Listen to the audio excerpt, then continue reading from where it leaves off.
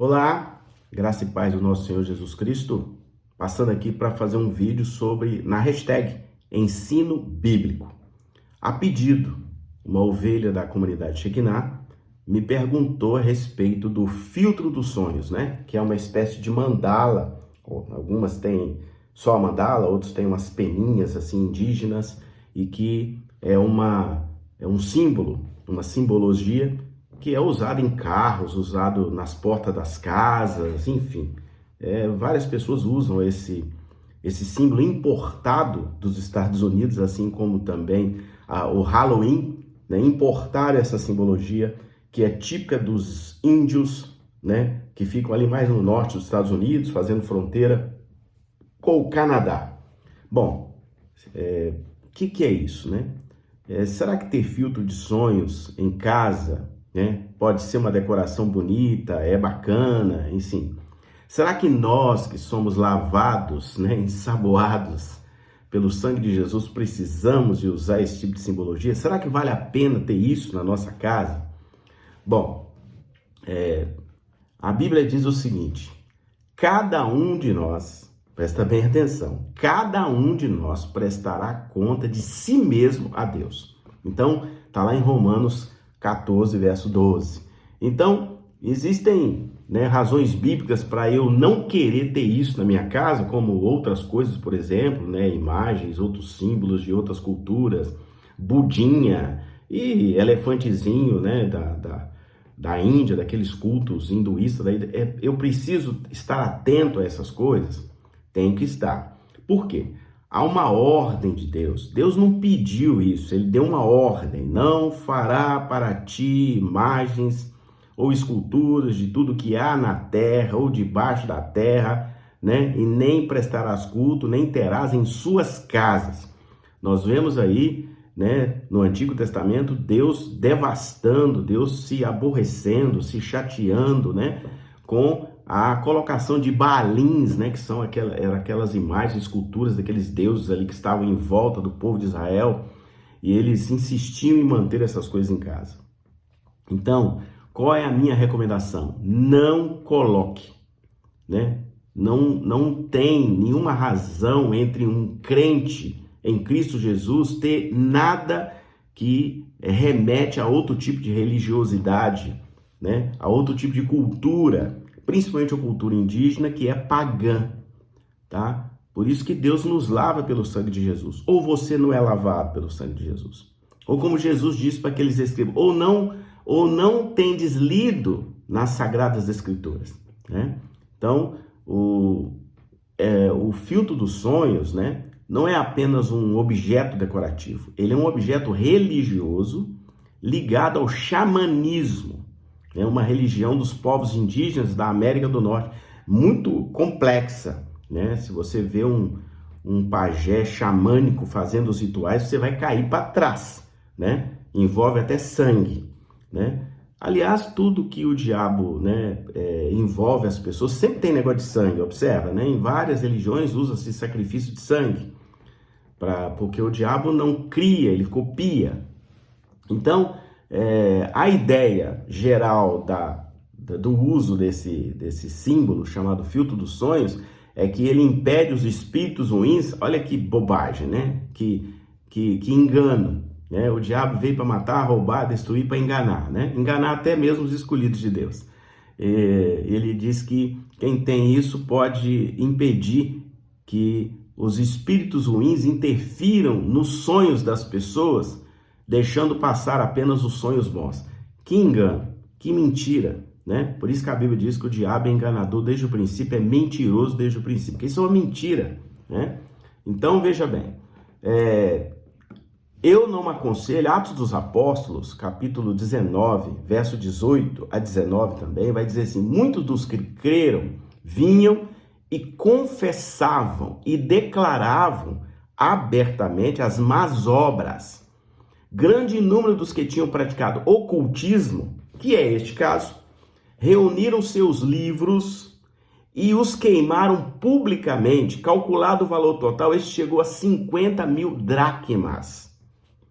O valor que seria de livros ligados ao ocultismo que os novos convertidos queimaram. Está registrado lá na igreja primitiva em Atos dos Apóstolos, né? Então veja bem, a Bíblia condena todo tipo de feitiçaria. Quando as pessoas se convertiam na Bíblia de verdade, jogavam fora todos os objetos que eram ligados a essas coisas de feitiçaria. Aí eu, né, já conhecendo a Bíblia, vou trazer para dentro de casa isso? É uma pergunta até, quer dizer, é um comportamento, perdão, até incoerente. Se eu conheço a palavra, eu estou liberto por ela. Então, tudo que ficou para trás, ficou para trás. Eu tenho que tirar isso da minha casa. É o contrário, né? Então, veja bem, a primeira coisa também que é importante, e eu quero lembrar aqui uma palavra do profeta Jeremias 10, verso 5, vai dizer assim: como um espantalho numa plantação de pepinos, os ídolos são incapazes de falar e têm que ser transportados porque não conseguem andar. Não tenham medo deles, pois não podem fazer mal nenhum e nem bem. Então o profeta foi rente aqui, ó. Ídolo, imagem, não pode fazer mal nem bem, eles não são nada.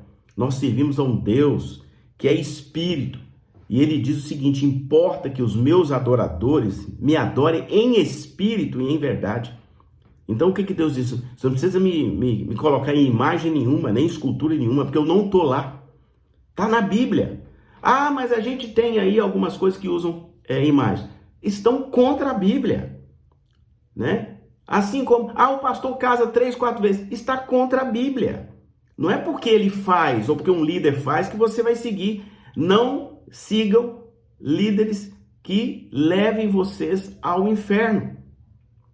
Lembra que Jesus disse para os fariseus e escribas, vocês são hipócritas, porque vocês estão coando o mosquito e o camelo está passando. Jesus falou isso, condenando as práticas religiosas, mas que não refletiam o reino de Deus. A gente tem que parar de não prestar atenção nas coisas óbvias da palavra de Deus. Então veja bem, se você está tendo sonhos ruins, meu querido, não é um filtro de sonho que vai resolver seu problema, não. Quem vai resolver seu problema é Deus, porque só Deus pode nos proteger e nos levar à verdade. Salmo 3,5 vai dizer assim: eu me deito e durmo e torno a acordar, porque o Senhor me sustenta. Amém? Pegou aí? Quem me sustenta na minha noite, quem me sustenta durante o dia é Deus. Eu não preciso de mais nada para me sustentar. Eu já tenho a minha coluna, o meu baluarte, as asas de Deus sobre a minha vida.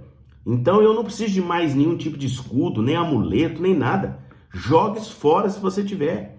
Então, veja bem, em 1 Coríntios, capítulo 10, versos 31 e 32, assim, quer vocês comam, quer bebam, quer façam qualquer outra coisa, façam tudo para a glória de Deus. Não se torne motivo de tropeço, nem para os judeus, nem para gregos e nem para a igreja de Deus. Então, assim, se algum crente, entre aspas, né, fica usando essas coisas, ele está sendo pedra de tropeço. Porque ele não está ensinando e praticando a verdade. De que adianta escutar a palavra se eu não pratico? Eu não pratico a verdade. Então, a gente precisa praticar, né? E outra coisa, né?